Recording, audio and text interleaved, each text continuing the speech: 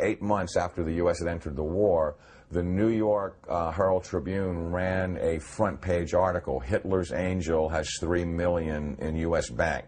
And it caused a major scandal and just rocked the world of politics. Brown Brothers Harriman, which George Herbert Walker and Prescott Bush were affiliated with and partners in, worked with I.G. Farben, which operated Auschwitz.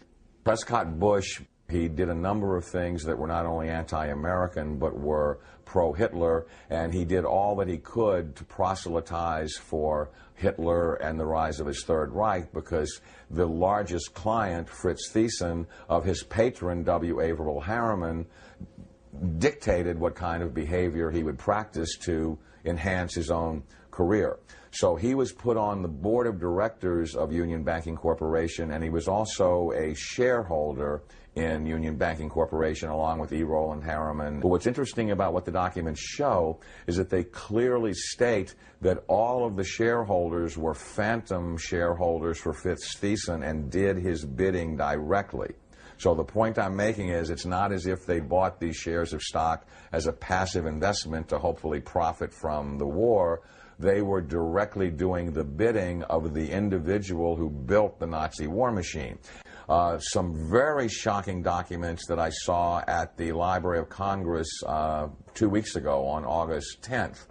On August 9th, excuse me, had to do with the hearings of the McCormick-Dickstein Committee of November 1934, show that Prescott Bush and the DuPont family, the Remington family, and J.P. Morgan tried to overthrow the U.S. government, assassinate FDR, and put a Hitler-style fascist state in place.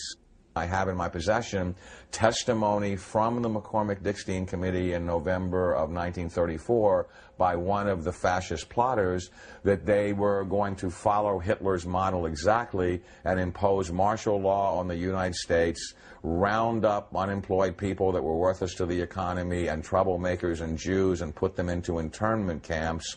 And their plan was, if necessary, to exterminate the people that could not be part of the effort.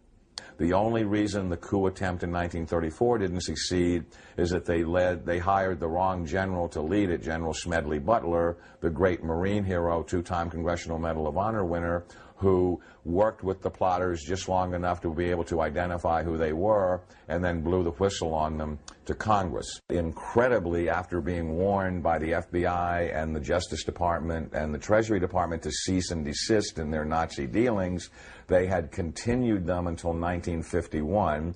There had been 28 additional seizures of Nazi assets and Nazi business fronts between late 1942 and 1951, and that they had moved Nazi assets into Switzerland, Brazil, Argentina, and Panama, and they had continued to do business with their primary Nazi patron, who was Fritz Thyssen, who backed Hitler beginning in 1921 and who was the wealthiest man in Germany, and a steel and coal baron who, with his partner Friedrich Flick, essentially built the Nazi war machine along with I.G. Farben. In 1951, when Fritz Thyssen died in Argentina, Union Banking Corporation was liquidated by the U.S. government, and Prescott Bush received $1.5 million for his holdings in his Nazi business, and that was the beginning of the Bush family fortune for all intents and purposes. George Bush doesn't take his philosophical foundation from the Bible or the teachings of Jesus in the Sermon on the Mount.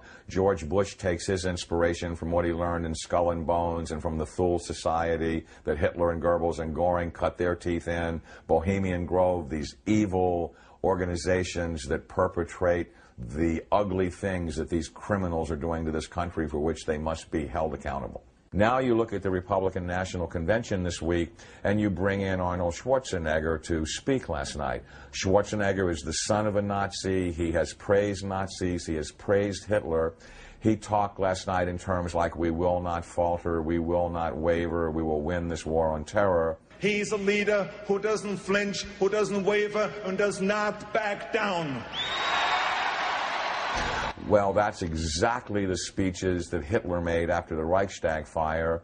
Terrorism and the homeland being under attack are precisely the issues that Hitler used to subvert everything within the German system of government. This is a criminal regime They not only emulate Hitler, but its genesis comes from Hitler. And I defy anyone, a historian, journalist, author, anyone, to come forward and disprove my premise that you cannot differentiate Hitler's invasion of Poland in 1939 and the Reichstag fire and his attempt to dominate the world from George W. Bush's unprovoked invasion of Iraq and subversion of the Constitution through the Patriot Act after 9/11, which I submit is his Reichstag fire.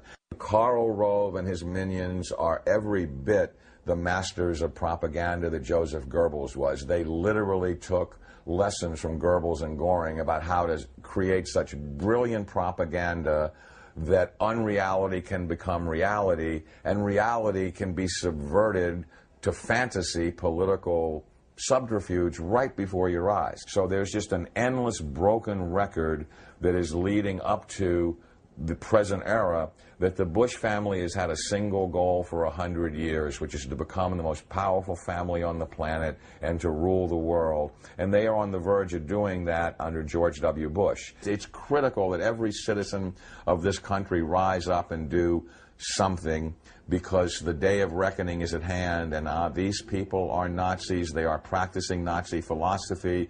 They are mimicking Nazi tactics, and time is running out.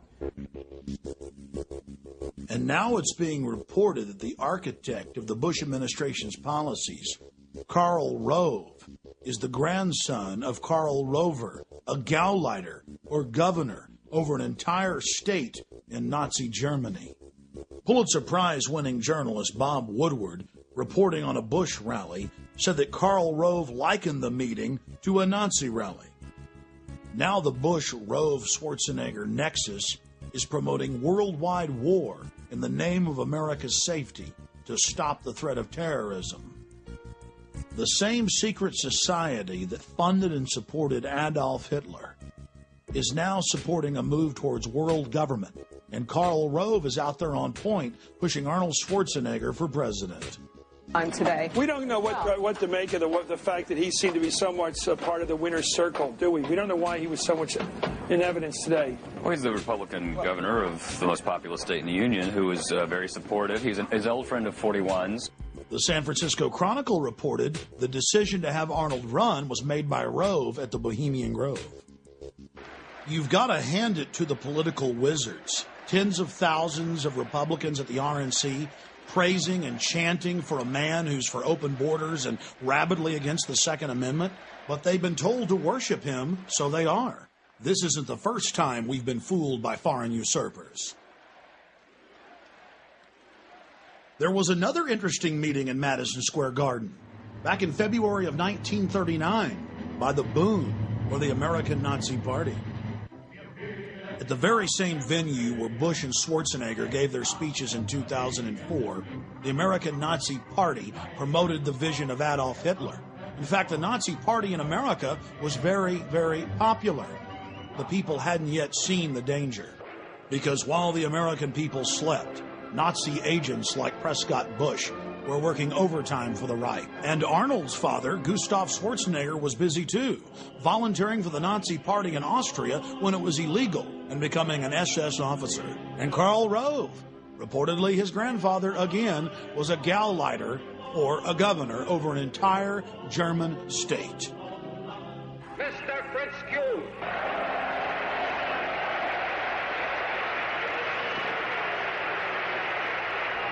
You all have heard of me through the Jewish-controlled press as a creature with horns, a cloven hoof, and a long tail. If you ask what we are actively fighting for under our charter, I will here repeat the declaration I made public some time ago. First, a social, just, white, Gentile ruled United States. Second, all the American Nazis talked about was how much they loved America, how pro-USA they were. And a lot of the public bought it. And the fathers and grandfathers of the men who run our country today were in full support of the Bund. It's now the 21st century, and things have gotten a lot slicker. The question is, will the public buy it? California Governor Arnolde Arnold Schwarzenegger.